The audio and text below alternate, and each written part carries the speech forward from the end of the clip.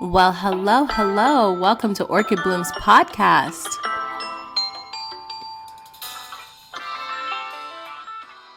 Welcome back, bloomers. I am your host, Orchid Brown, with Orchid Bloom's podcast. You can find me on TikTok, Blue Skies, at Orchid Eye Brown. This week's podcast episode is on After the Narcissist.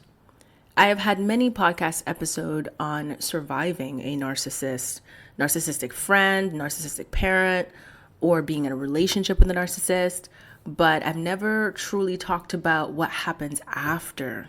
All of my podcast episodes usually focused on talking about healing and encouraging you to move forward and just kind of staying out of that connection, but I've never truly talked about the stages that you go through in order to find that freedom. I jumped over that phase, which is after you escaped the narcissist. Or well, in some cases, it's more like you were delivered from them. What did you really go through before you called your power back? Most of my episodes talk about how to reclaim your shine, how to reclaim your power. I wanted to talk about the quiet part, the confusion, the part where it's over and you know it's over, but somehow it's not over inside of you. Because leaving isn't the hard part for everyone. Staying gone emotionally, that's where people get stuck. And staying gone emotionally is one of the hardest things to do. I know that many people say that it's super easy, but people are talking from a place of being out of that process. They're now free. They've now walked into the light and they're looking back and they're going, damn, they forgot the struggle. They forgot the struggle. So, as I mentioned, I've talked before about getting your light back, finding yourself again. But what I didn't talk about is what happens in between. That space after your dignity has been tested, after you've been disrespected, devalued, all of that, dragged from here to there, after someone tried to make you feel small, like the smallest, most pathetic person that they've ever encountered, so they could feel powerful. For me, I got to a place of indifference before I left. So I walked free and I walked away not being as damaged as most people would be. But I know that's not everyone's story, their experiences. Some people walk away and they carry everything with them, every little bit. So let's go through the stages. Stage 1, shock and disorientation. The first thing people don't expect is the silence, especially if the ending was sudden or cold or dismissive.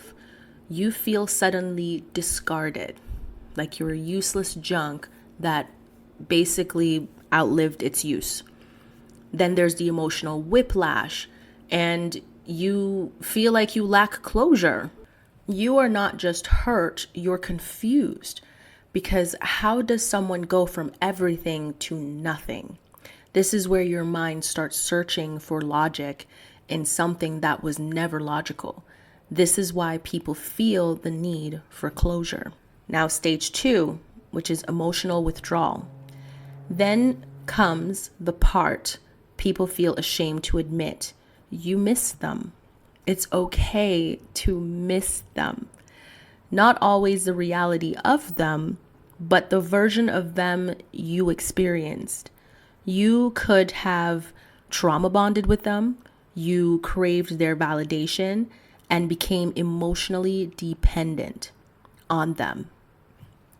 After the discard, you begin to feel withdrawals because in a lot of ways it is.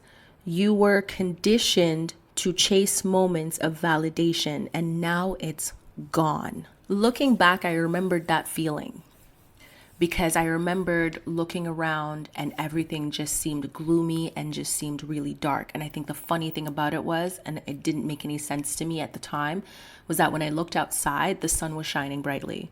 You know, it wasn't cloudy outside and it just made inside gloomy. Outside, it was shining brightly. People were happy. You can hear people laughing. People were living their lives. But where I was, it just felt dark and cloudy and gloomy, and it was just so sad. Stage 3 is self-doubt and rewriting history. This is a stage where you start questioning yourself. You started asking yourself, was I too much? Did I overreact? Maybe it wasn't that bad. You start editing your own memories just to make the pain make sense. Confusion is one of the longest lasting effects of being manipulated. I remembered being in that phase years ago as well. And I didn't realize at the time that this person was a narcissist, this person that I was with. And I did something. And it was kind of out of character because I've never done that before. But I felt so guilty for it that I started asking myself, why did I react that way? It's not even right what I did. And I even went back and apologized to this person for that behavior. But at the same time, did I feel that I was in the complete wrong? Maybe 60%, 80%, because you're in it, you're living in it. But then after I apologized, I kept thinking to myself, how, if I've never done this before, ever, not once, with not another person, if I've never done this before, it's out of character for me to do this. Why did I do that? And so I really started to reflect on it. I eventually came to the realization, later. I can't really give you a time frame because I'm going to say months, but most likely it was weeks later after apologizing to this person for my behavior and explaining that what I did was wrong. The fact that the person kept bringing it up when they wanted to one-up me in a conversation or try to demean me and say, oh, but you did that. Like, that says a lot about you. You know what I mean? The more they kept doing it, the more I start wondering, oh, now I remember why I did that. You triggered me. You provoked me deliberately to do that just so you can have something on me because you didn't have anything on me before. So every time this person would bring it up, I said, well, that's not a normal reaction. So what did you do that caused me to do that? And when I start repeating that question every single time this person bring it up to me, they kind of stuttered because they knew exactly what they were doing. They've done this before. And so when they got the response that they wanted, they didn't expect, after repeating it so many times in hopes to keep having me apologize to them to make them feel good about themselves, they started realizing that, oh, now she's not even apologizing anymore. Now she's asking the question, why did I do that? What did you do to cause me to react that way? Because a reaction like that is just not normal. Keep in mind, what I did to you, I have never done to someone else. So what did you do to cause that reaction? And guess what? They never brought it up again because they were never going to own up to what they did to cause it. They did not want me to ever think that they did that intentionally because, again, how do you exact control over someone if they start to question if your methods and what you have done cause this? Am I really the problem? They don't like the spotlight being put back on them. And they definitely don't want to answer questions. They were riding a high. And the high was, I got away with it and I got this person to blame themselves for what I did to provoke them. Stage 4, delayed anger. Then one day, something shifts and you get angry.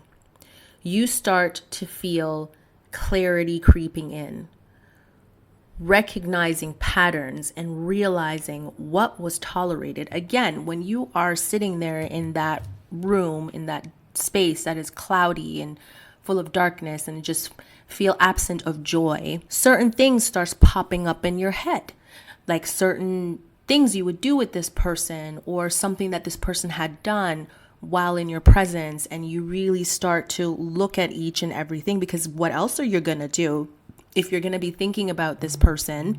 You're going to be thinking about this person. You're going to start seeing the good and the bad. But in the beginning of your phases, you're only focusing on the good side, the good memories.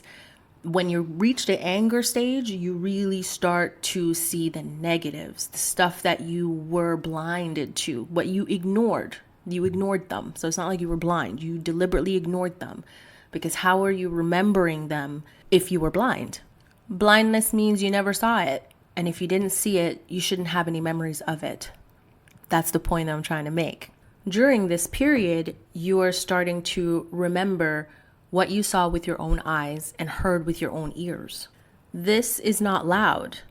It's not explosive anger, but a quiet realization. It's like you're sitting there and you go, oh my God, how did I not see that?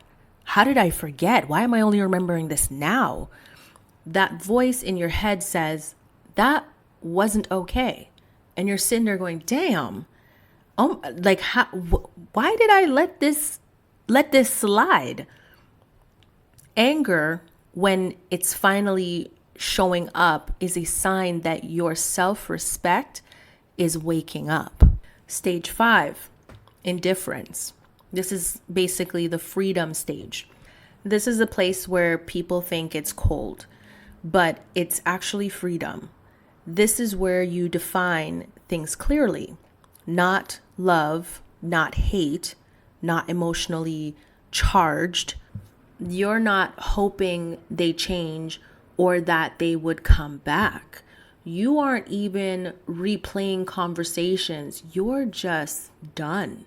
You get up, you go about your life, you go hang out with your friends, you just go do whatever makes you happy, because you're no longer just stuck in that state any longer. Indifference is what happens when you finally stop negotiating your worth. You are just done. You're not even say you miss this person. It has not come out of your mouth since you got up and just went off and lived your life. You haven't even thought about them the way that you did maybe a few days before. You're just gone. You're done. Stage 6, the reconstruction. Rebuilding yourself. When dealing with a narcissist, or finally getting discarded, or you deliberately sabotaged your own escape, unconsciously, of course. Not a lot of people know that they're doing this in the moment, but they kind of figure it out later when they look back and they think, oh, now that I remembered all of these stuff that I was just ignoring, I can see why I engineered my escape. You know, because technically that's what you were doing. If you deliberately did something to sabotage it and then you're going to play innocent, like you just don't know what happened. Come on now. You were planning your escape and you realized that this was the only way to get out. So don't play with me. I know exactly what you're doing. You know why I know? Because I have done it plenty of times. And I've said in previous podcast episodes, in order for a narcissist to truly let you go, they have to think that it was their idea. And it was funny because a show came on that I don't watch, but I see it on TikTok called Tell Me Lies. And this Stefan character with this girl who realized that she was trapped based on the clips that I saw, because I've never watched a show. I just feel like shows like that is just bringing up trauma that I don't need to bring up and go through a whole episode. I just cannot deal with. So you won't catch me watching that show, but I do see clips on TikTok. And the Stefan guy, he's a narcissist that likes to have complete control over his victims. And all of the people connected to this victim are also his victims. And so he jumped into a relationship with another girl to kind of get back at another girl because, again, she is the victim. And he took on another victim and tried to make it seem as though him and this victim are so happy together, but her life is completely controlled. And of course, with narcissists, they tend to pick people that they can get certain advantages from. And so based on based on the clips that I'm watching, I'm like, I refuse to go watch this series. But TikTok gives you like small increments. So, the rage baiting doesn't kill me. He basically got with this girl, whose father is well known and have a great reputation. And of course, that reputation could be used to help him further himself, like maybe going to Harvard or something like that. I think they were all in college or something. And he was trying to basically ride on her coattails and try to get close to her dad and the circle of people that he's associated to.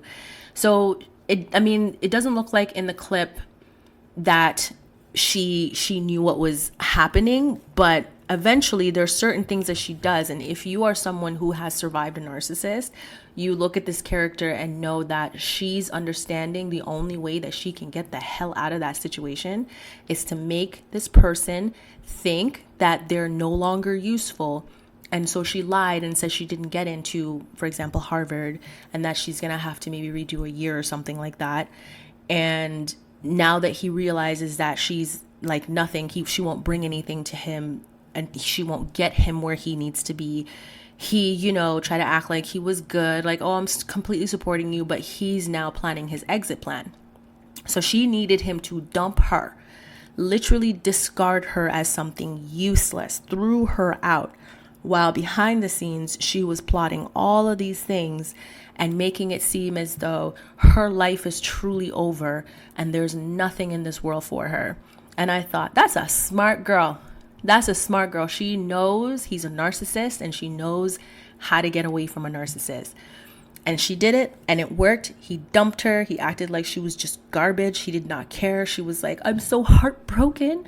My world is over. She got into her dad's car and you found out a little bit later that she did get into Harvard Law and that she is on her path to go where she needs to go. But she really needed to create this whole elaborate situation to make it seem as though she has nothing. It is over for her, just so that the narcissist could discard her. And then she disappeared, which means he couldn't contact her. He couldn't find out any of her business. Like, this girl went lockdown, quiet. Social media was privatized. Like, you did not know what she was up to or what she was doing. She disappeared emotionally, physically, everything. And I thought, damn, she's good. I like this girl. Don't know her name, but I like this character. So the point of sharing that is that in certain cases, yeah, you deliberately sabotaged just so you can escape. And for some people, it's unconsciously, and for others, it's consciously. And you have to really put on an act. I mean, truly put on an act. They need to believe you. They do. They're not going to stick around if you're useless to them. So the part of rebuilding yourself means that you feel as though you lost your identity, right? Being with a narcissist, you've lost yourself. You are stuck in this victim mentality. You are this person's victim, one of his many victims. And so you have to ask yourself, who are you? Or you find yourself asking, who are you? And in that show, that is exactly how the female character was behaving with the narcissist. She behaved lost. She behaved like she had no identity because she can no longer go to Harvard and get into Harvard Law. She staged all of that, even the complete destruction of who she was mentally was all an act, and she did it in such a good way. But there are a lot of victims out there that aren't putting on an act. They really do feel that way. Their life really did fall apart. And that narcissist was nowhere to be found because he is not picking up nobody else's mess, even a mess that he created. Narcissist likes to break people, but they won't take responsibility for breaking people. They're going to say, no, it's not my responsibility. It's your responsibility. You're at fault. You were just never that intelligent. That's the reason why you end up in the situation that you're in. I mean, are they wrong? No, not really. But at the same time, because you allowed them to do it, you gave them that power. And that's why they can say it is your fault. After all those painful stages, you start to rediscover yourself, your boundaries. You begin to trust yourself again. And for some people, that takes months. It sometimes takes months. I think I was talking to a girl at work. I was talking to a girl at work, and she is going through a breakup with a narcissist. And even though she knew it wasn't going anywhere, and consciously she did not want to end up with this person, she grew attached to him. She grew so attached that when it was over, even though she knew deep down it was the right thing to do, and it not that it was the right thing to do, because she's not the one that dumped the narcissist dumped her. She knew it was for a good cause. But at the same time, she still struggled every single day. And I literally had to tell her that when I was in her situation, what had helped me to get over it faster was either leaving the city or leaving the country, just going somewhere new and experiencing somewhere different. And I said, girl, your vacation's coming up in a few months. Yes, it's going to be a struggle from now until then, but I promise you, once you go on that vacation that you have planned for this summer and come back, you're going to be asking yourself, him who? Literally, you'll forget he exists. So you just have to tough it out. You just have to go through the phases that you need to go through right now. And then I promise you, you leave the country, you're going to see differently. You're going to talk to more people. You're going to interact. You're going to just be in a space where you're out of the environment that you are in. Because right now your environment is dark and cloudy and gloomy and sad. But once you get out of that environment and when you come back to it, you're going to be like, him who? Him who? The man could text you tomorrow after he unblocks you. And I promise you, you're going to be like, who the hell is this? And why is he texting me? You'll have to make the decision to either talk to him or block him. I would suggest block him. Just block. Don't even have a conversation with the narcissist. Just block, because that conversation is going to be them blaming you for what happened, even though they were the ones that did all of that all by themselves. But we all have to understand that after someone distorts your reality, the hardest thing to rebuild is your trust in your own perception. Healing isn't becoming someone new. It's returning to who you were before you started doubting yourself. If you are in any of these stages, you are not weak. You are not dramatic. You are definitely not crazy either. You are processing something that was never meant to be easy to understand. Getting out is one thing, but getting back to yourself, that's a process, and it doesn't happen overnight. This is what happens after the narcissist, and you're allowed to take your time getting through it. So those are the 6 stages that we go through when we're when we've been discarded by a narcissist. Before I end this episode, I want to speak to a different group of people. The ones who didn't just date a narcissist, you were raised by one or surrounded by a narcissist or many different narcissists, because that changes things. When you have grown up with a narcissistic parent or family member, it is an environment of their creation.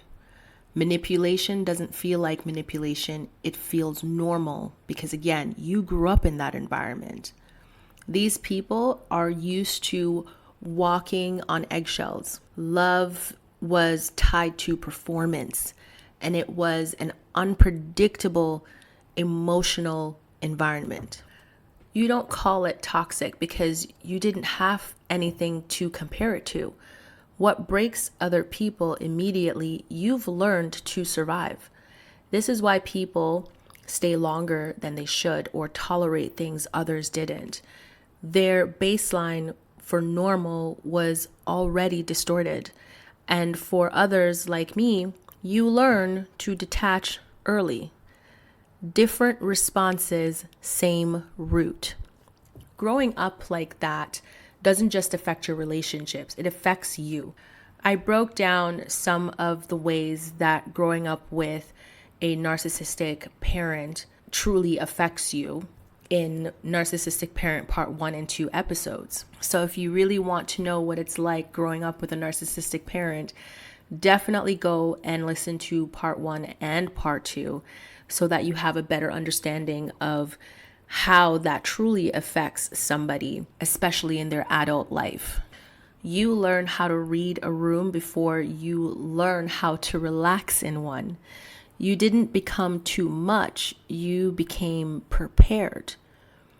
There is a cost to that survival. You struggle to receive love, expecting inconsistency, and always being on guard. Even in safe situations, your body is still waiting for things to go left. That is the cost for surviving a narcissist. You don't just heal from people, you have to heal from patterns that raised you. And that healing process is so long. Like, let me tell you, I am still sitting here on this podcast talking to y'all, and I am waiting for things to go left. I am waiting for that shoe to drop. I walk into every situation going, oh, this is nice. This is nice. I don't know if I'm safe. I don't know if I can let my guard down, if any of these people can be trusted. So I'm going to keep watching and I'm going to keep watching. All right, when's the shoe going to drop? I'm waiting for it because that's what I'm used to. It's a lifelong thing. It's almost like you have to walk into that room and while you're talking to people, talk yourself out of waiting for the worst to happen. Do you know how hard that is? That is so hard. You didn't just survive a person, you survived an environment. An environment, not just a person, a whole entire environment, which means there's more people involved in the mess when it comes to narcissists. You know, they love to bring in other people. And a lot of these people feel like, oh, we're on the narcissist side, even though they don't realize this person's a narcissist. They feel like they're a part of a group and they're having a fellowship. No. You are a victim too. You just don't know it yet. You are not safe, but they think they're safe because they're on the narcissist side. Again, they don't know this person's a narcissist. They just know that it's not happening to them and they're cool with it. And this person is treating them like they are on a pedestal. That is how you get set up, girl. That is how you get set up, sir. Yeah. We know this because we grew up in a toxic, narcissistic environment with narcissistic people. We know what's going to happen to you before you even know. That explains why you move the way you move, why you think the way you think, and why certain things don't affect you the same way. So whether this was your first experience with a narcissist or just a continuation of what you've always known, the aftermath is real. And so is your awareness. Once you can see it clearly, you don't have to live in it anymore. This is after the narcissist. And for some of us, that story started long before we realized it. There's another side to this that people don't really talk about. What happens when the narcissist's strategy doesn't work on you? Understand that a lot of the narcissist behavior is built on expectations. Why? Because they have done this before. Before you, there were many other victims. And once you realize that you were not special, you get over it real quick. Because that's the mindset you need to have when you're dealing with the narcissist. You were never the first. And you most likely will not be the last. For narcissists, all their victims behaved a certain way. And I mean all of them. So their expectation is that you are going to do exactly what every other victim did before you. They expect you to chase. They expect you to break. They expect you to react. And when you don't, it creates something they're not prepared for. I've had moments where a narcissist did something and expected me to cry. Real tears. And all they got from me was that I was confused. I looked at them confused. Not because I didn't feel anything, but because when they weren't getting the gratification that they were looking for, they started crying. So I'm looking at them wondering, why is this person crying? Like, wasn't all that you just did was for me to cry? Why are you crying? So I'm sitting there just staring at them, confused. What is happening here? Who knew frustration could make a narcissist cry? I didn't know that. I learned this. I was very surprised. Either they go from super angry where they have an angry outburst and they're yelling and they're stomping their feet and rolling around and just doing the most outrageous things in that moment. I am just confused. I am shocked because I'm watching this going, what is happening here? What is happening here? I don't have a reaction because I am still trying to process through what is happening here. I need some time to think. The best thing to do would have been to drop your line and then leave so that the emotion could catch up to me. But I'm just watching the show in confusion. Now, when I look back, I think what they didn't factor in is that I'm not new to loss. I'm not new to detachment. So what they thought would destroy me just felt like another situation I had to process and move through. What they also didn't factor in is that you can't use loss as a weapon on someone who already understands how to survive it. When you don't respond the way they expect, they don't get the reaction they were looking for. And a lot of their sense of control comes from that reaction. So when there's nothing to feed off of, there's nothing to sustain the dynamic collapses. And sometimes the hardest thing for them to process is your indifference, not your anger, not your sadness, because that's what they want. They either want the anger or the sadness. They want to see the breakdown. It makes them feel so good, so good. It's like crack. The fact that you moved on without needing anything from them completely destroys them. Mentally, they just cannot fathom it. They have to cry and get some reaction out of you to feel that this is not just a one-sided situation, that this was all playing in their head this whole time. They need you to behave like all of their previous victims. I mean, these narcissists are going around collecting victims like infinity stones. You know, they walk into a situation and they're like, I'm Thanos. You know what I mean? Like, that's their mental state. And I'm not trying to turn this podcast episode into a joke, but that's just how my brain processes things.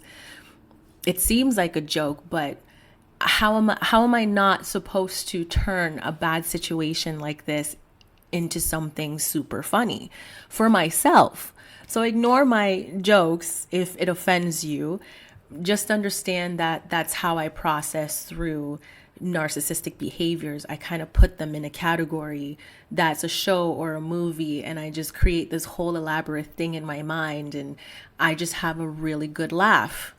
This is what happens when you stop trying to prove something to someone who already decided who you were.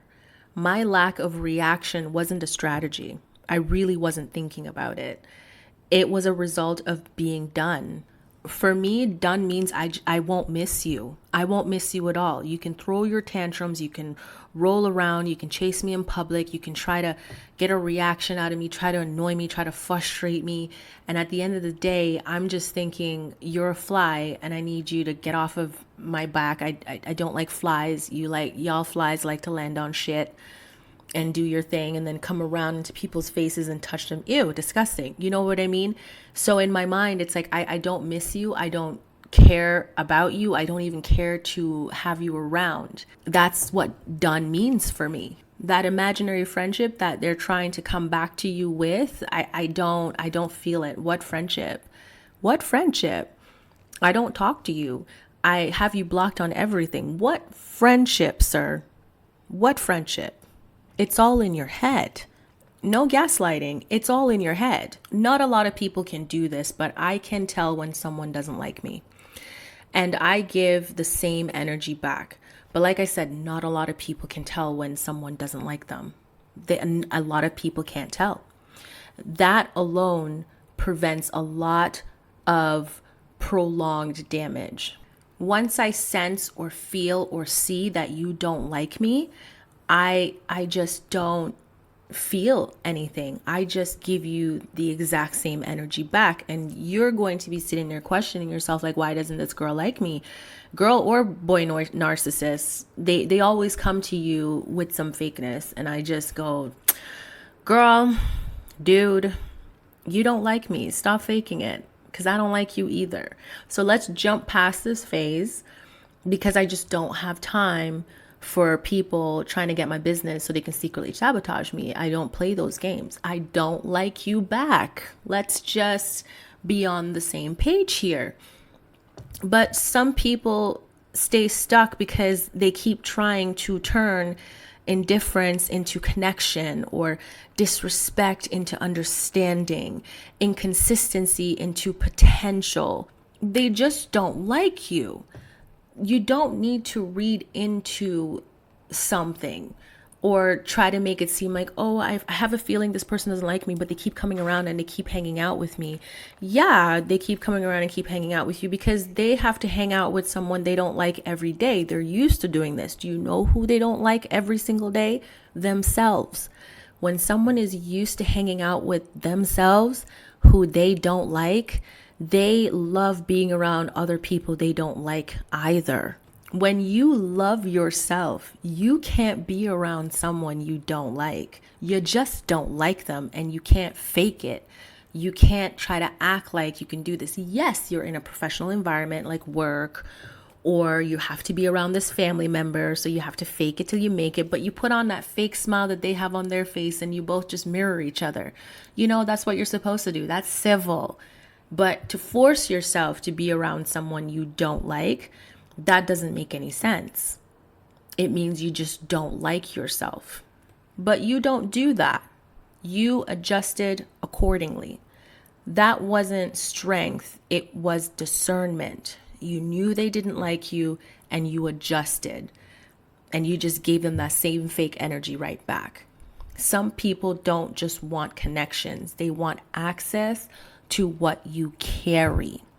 And that is worth a lot more than gold. So you have to understand why people that don't like you, who are narcissistic, love coming around and being around you, but it's obvious they cannot stand you, but they have to be around you. They have to know your business. They have to be consumed in all areas of your life. They need to know what your home life is like. Show me pictures. What car do you drive? Who do you hang out with? Oh, I would love to come and hang out with you and your friends. They have to. They have to be the center of your life, even though they don't like you. They sound like psychos, don't they? Well, that concludes this podcast episode. Thank you for joining me today on Orchid Bloom's podcast. Your support is appreciated. Take this time to subscribe, follow, rate, and leave a review on the podcast platform of your choice. Our social media pages are Orchid Bloom's YouTube channel, The Ambitious Obsession Network on Facebook, at The Ambitious Obs on Twitter, at The Ambitious Net on Instagram. If this episode resonates with you, share it with someone who needs to hear it. And I'm sure you know a few. Don't be a hater. Share the podcast episode. Until next time, keep blooming. I hope you have a splendid day.